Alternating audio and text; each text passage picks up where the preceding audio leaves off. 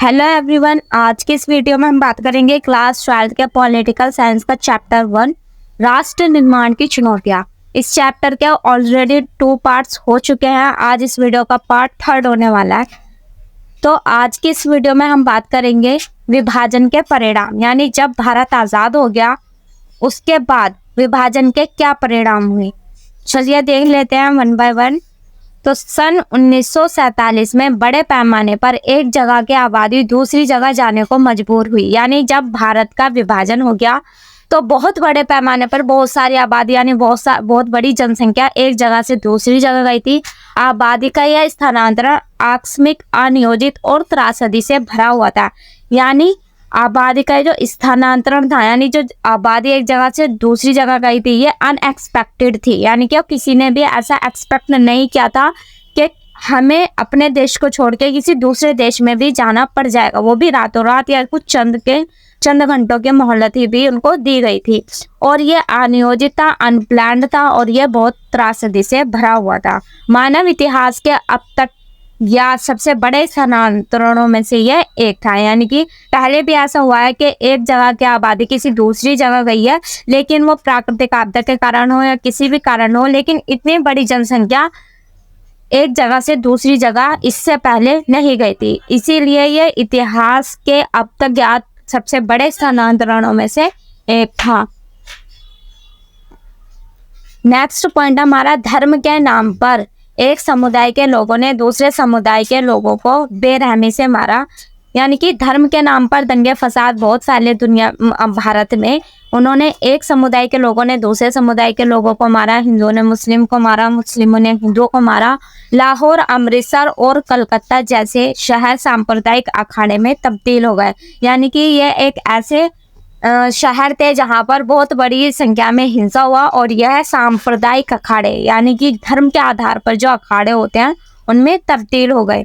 जिन इलाकों में ज्यादा हिंदू थे, हिंदू अथवा सिख आबादी थी, उन इलाकों में मुसलमानों ने जाना छोड़ दिया और जिन इलाकों में मुस्लिम बहुल आबादी वाले इलाके थे, जो जहाँ पे मुसलमान ज्यादा रहते थे, उनमें हिंदू और सिखों ने जाना छोड़ दिया था।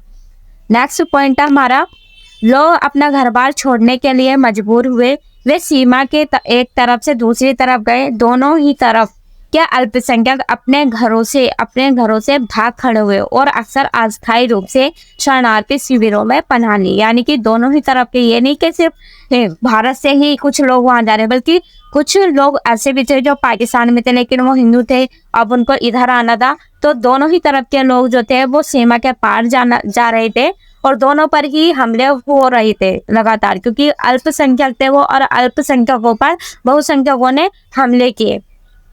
और कभी कभी तो ऐसा हुआ कि उनको कुछ टाइम के लिए शरणार्थी शिविरों में भी पनाह लेनी पड़ी।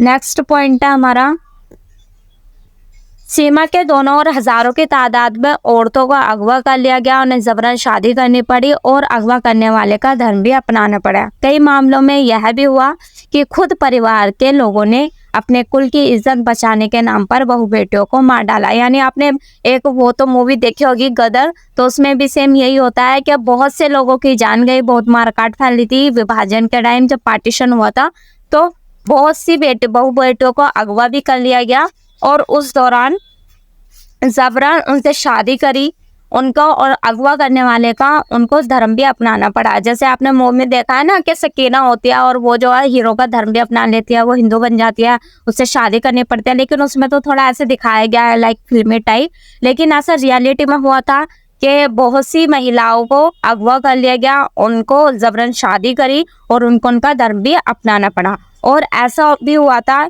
कि परिवार के लोगों ने अपने कुल की यानी कि अपने घर की इज्जत बचाने के लिए अपने बहु बेटियों को मार डाला। नेक्स्ट पॉइंट है हमारा, बहुत से बच्चे अपने माँ बाप से बिछड़ गए।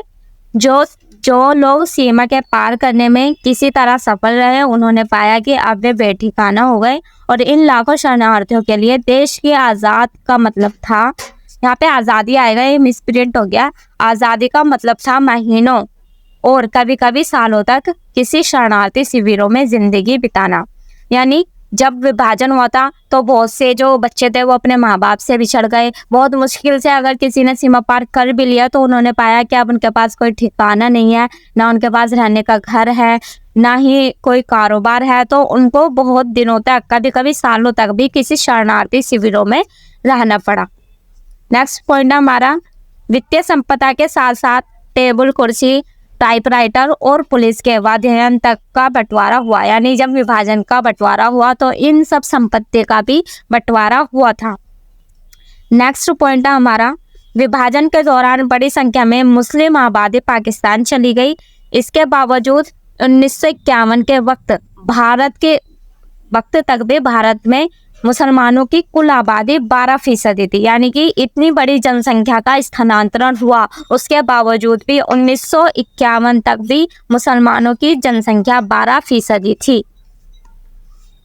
अनुमान किया जाता है कि विभाजन के कारण 80 लाख लोगों का अपना घर बार छोड़कर सीमा पार जाना पड़ा और विभाजन की इस हिंसा में तकरीबन 5 से 10 लाख लोगों ने अपनी जान गंवाई। यानी जब विभाजन हुआ था तो 80 लाख लोगों ने तो अपना घर बार छोड़ के एक जगह से दूसरे देश में गए और उस टाइम पे 5 से 10 लाख लोगों की जान गंवाई।